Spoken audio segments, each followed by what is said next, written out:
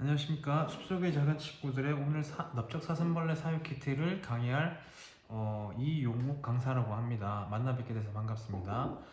지금쯤이면 여러분들한테 지금 넓적 사슴벌레 사육 키트가 도착이 되셨을 거라고 생각이 됩니다. 지금 먼저 세팅을 하셨던 분이 없기를 바라지만 먼저 도착하신 분들은 이 영상을 보지 못하고 마음대로 세팅을 하셨을 분이 있을 관계로 혹시라도 잘못된 부분이 있으면 이 영상을 통해서 제대로 된 사육 키트를 한번 만들어 보셨으면 합니다. 자, 먼저 도착된 택배 상자의 사육 키트 구성품입니다.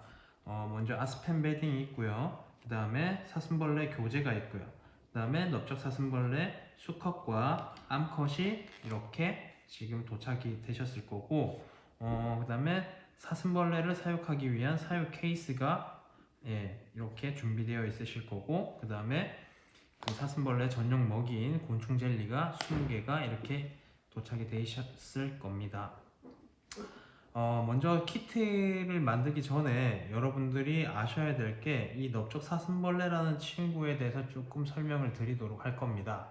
먼저 넓적 사슴벌레는 장수풍뎅이와 같이 여름철에 자주 볼 수 있는 사슴벌레라는 친구인데요. 생김새는 온몸이 다 검은색으로 덮여 있으며 두 개의 턱을 가지고 있는 친구라고 보시면 될 것 같습니다. 지금 영상 속에 서 있는 이 넓적 사슴벌레는 여러분들이 지금 도착하신 사슴벌레보다 조금 작을 수 있겠으나 사육하는 건 동일하게 사육되는 부분이 있기 때문에 작더라도 같은 종이라는 걸 조금 알아주셨으면 좋겠습니다. 먼저 넓적 사슴벌레의 수명을 얘기를 해볼 텐데요. 이 넓적 사슴벌레 수명 같은 경우에는 야생에서 약 2년에서 3년 정도 산다고 보시면 될 것 같고요.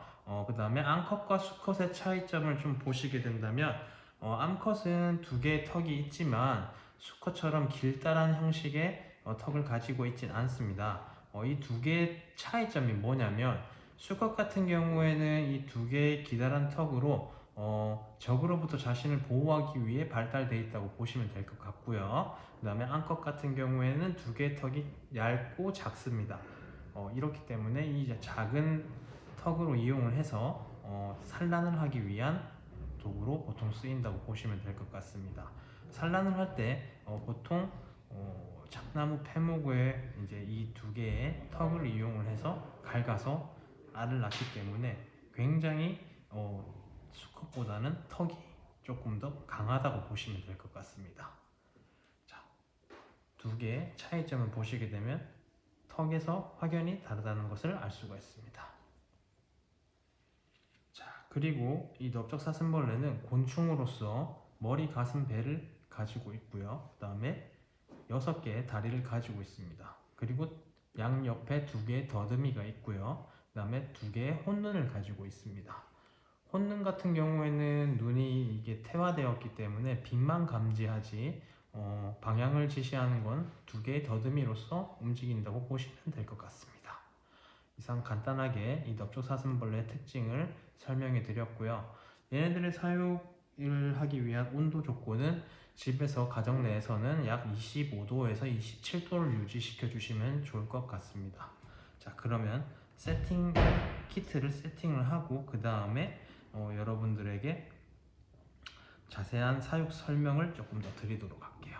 자, 제일 먼저 준비를 하셔야 될 게 바닥에 이 톱밥이라든지 아스펜 베딩 바닥재가 흘릴 수 있기 때문에 신문지를 꼭 깔아 주시고 사육 키트를 제작을 해 주셨으면 감사하겠습니다. 신문지가 없다면 비닐 봉투라든지 그런 걸 이용을 해서 바닥에 최대한 잔여물이 떨어지지 않게끔 청소하시기 편리하시게끔 그렇게 준비해 주시면 감사하겠습니다. 자, 제일 먼저 사육 케이스에다가 바닥재를 깔 텐데요. 여러분들이 잘 알다시피 발효톱밥을 이용을 해서 보통 바닥재를 깔긴 하는데요.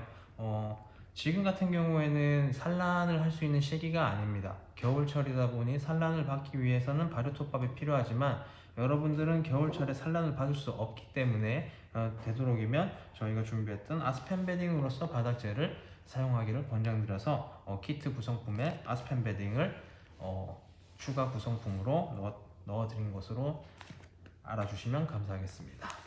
자, 이렇게 지금 준비된 아스펜 베딩이 있고요.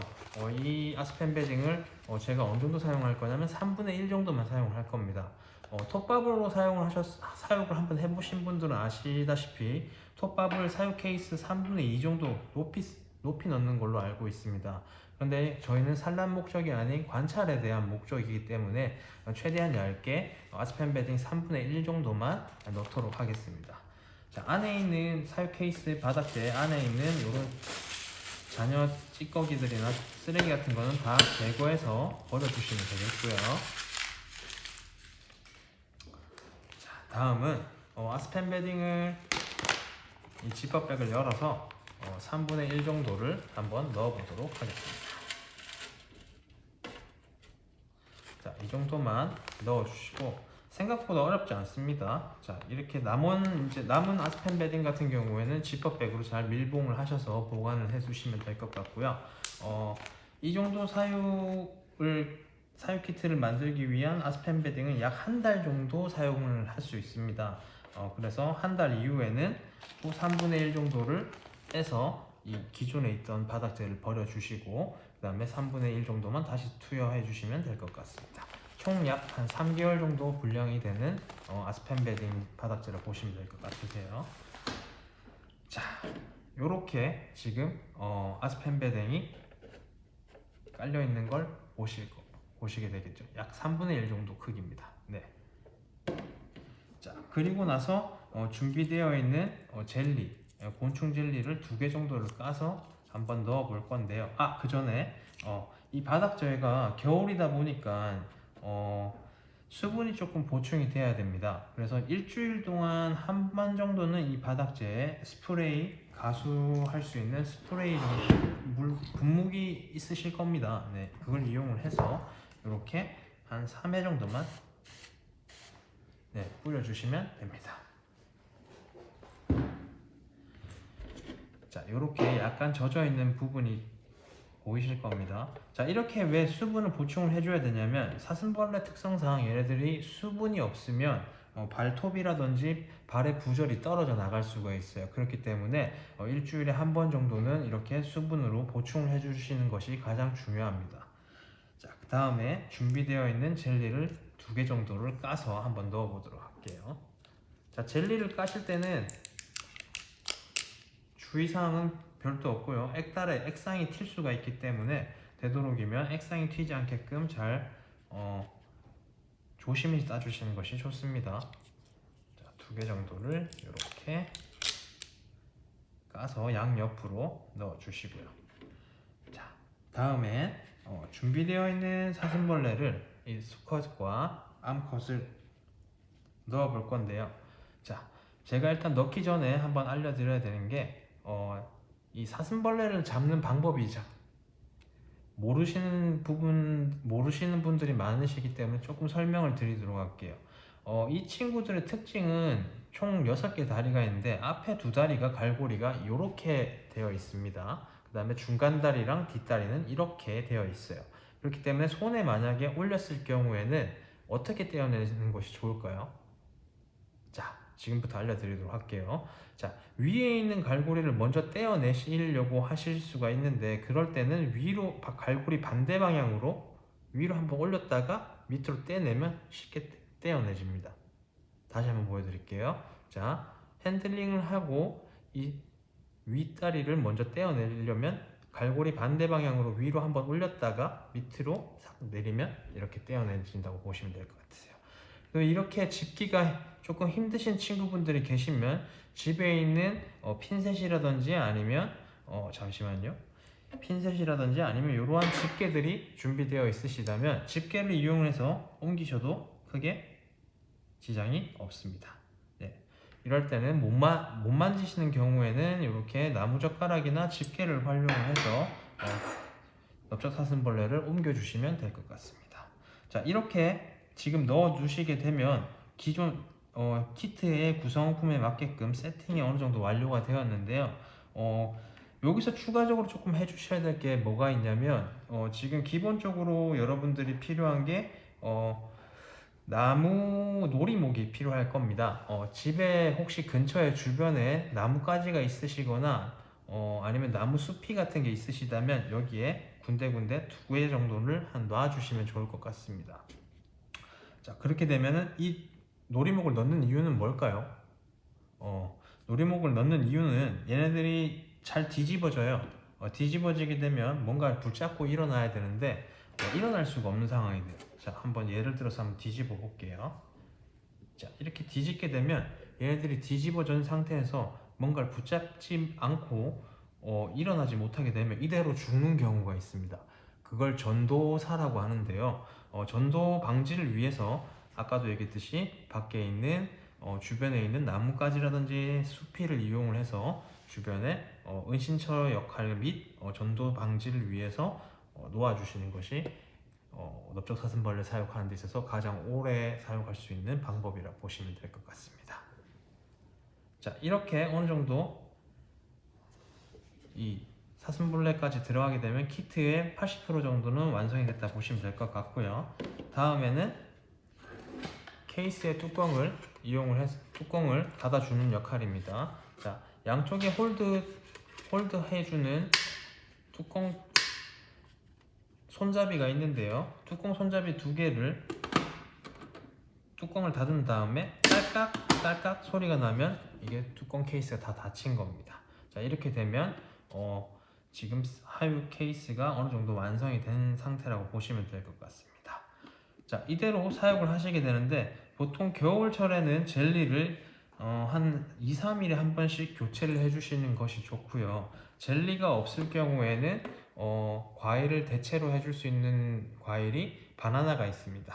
자, 바나나를 꼭 바로 산 바나나를 주지 마시고요. 조금 시간이 오래된 바나나를 넣어 주시는 것이 좋고요.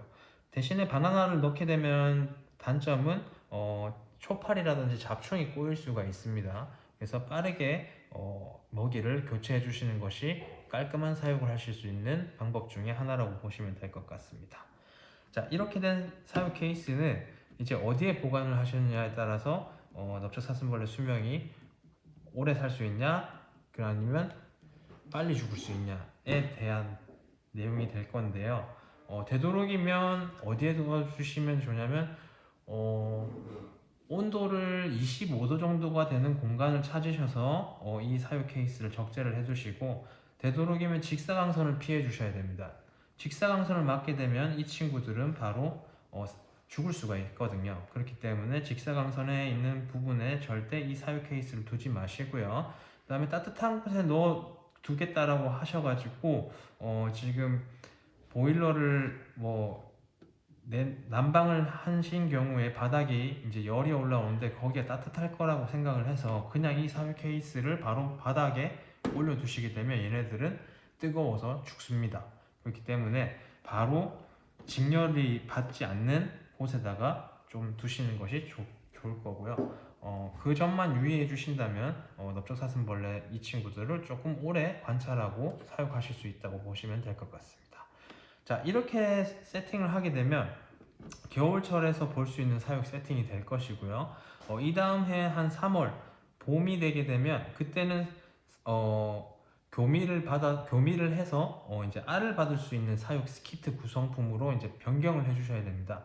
그때는 필요한 용품이 발효토밥이 필요할 것이고 산란목이 필요하실 겁니다. 산란목 같은 경우에는 참나무 폐목을 활용을 해서 절단면을 잘라서 거기에 암컷이 쉽게 알을 놓을 수 있게끔 만들어주는 산란목인데요. 이 산란목을 꼭 넣어 주셔야 많은 산란을 받을 수 있다고 보시면 될 것 같습니다. 자, 발효톱밥 같은 경우에는 시중에 마트나 대형 마트를 통해서도 구매하실 수 있지만 산란목 같은 경우에는 마트에서 좀 구하시기 힘드실 거세요. 그래서 저희 사이트에 들어오시게 되면은 숲속의 작은 친구들 혹은 바브로마트라는 사이트에 들어오시게 되면 이러한 산란목을 판매하고 있기 때문에 꼭 반드시 필요하신 분들께서는 구매를 가능하니 이용해 주시면 감사하겠습니다. 또한 발효톱밥 또한 저희 쪽에서도 이렇게 산란을 받을 수 있게끔 발효톱밥도 준비되어 있기 때문에 꼭 산란을 받으시겠다 하신 분들께서는 이 다음에 봄에 꼭 산란목과 발효톱밥을 구매하셔서 산란 세팅을 해주시면 감사하겠습니다. 자, 이상 여기까지 사육 세팅법은 다 완성이 되었고요. 얘네들은 특성상 야행성이다 보기 때문에 밤에 보통 활동을 많이 합니다. 낮에는 여기 바닥재 밑에서 잠을 자는데 바닥에 파고 들어서 안 올라온다고 해서 절대 죽은 것이 아니기 때문에 바닥에 있더라도 얘네가 야행성이기 때문에 자고 있구나 라고 생각해 주시면 될 것 같습니다. 자, 마지막으로 저희가 관찰하면서 여러분들께서 관찰했던 내용을 토대로 공부할 수 있는 학습지를 저희가 동봉해서 발송해 드렸습니다. 이 학습지 같은 경우에는 자녀분들이랑 부모님께서 같이 한번 빈칸을 채워 보시면서 사슴벌레에 대해서 조금 더 자세하게 알아보시면 좋을 것 같아서 좋은 내용으로 구성되어 있기 때문에 한번 이용해 보시면 감사하겠습니다. 자, 그럼 여기까지 키트 제작법에 대해서 설명을 드렸습니다. 감사합니다.